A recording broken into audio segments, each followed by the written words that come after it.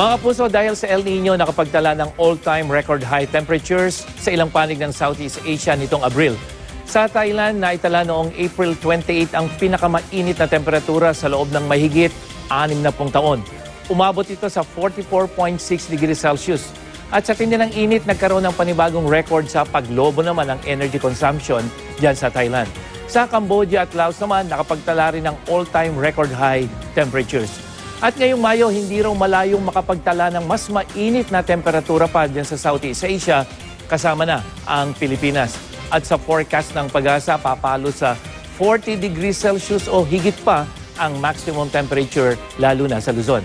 23 probinsya naman ang posibleng tatamaan pa rin ng tagtuyot hanggang sa katapusan ng Mayo. At bukas, patuloy na maging I am ready sa matinding alinsangan sa halos buong bansa, lalo na dyan sa may Cabanatuan at Dagupan. At dito nga sa Metro Manila, maalinsangan mga kapuso, alas 8 pa lang ng umaga, 37 degrees Celsius na ang ating init factor. At magtatagal yan hanggang alas 5 ng hapon, 36 degrees Celsius. At kahit mainit, asahan pa rin ang mga pag-uulan dyan sa may Eastern Mindanao mula umaga hanggang gabi. At sa hapon, posible ng thunderstorm dyan sa buong Mindanao. Pero mga kapuso, malalakas po ang pag-ulan dyan sa may Zamboanga Peninsula at ARMM. Buong araw naman ang posibleng pag-ulan dyan sa may Western at Central Visayas, habang sa Luzon, may maghapong ulan dyan sa Palawan at sa hapon, uulan na rin sa may Ilocos at Cordillera Region, kasama na ang probinsya ng Zambales.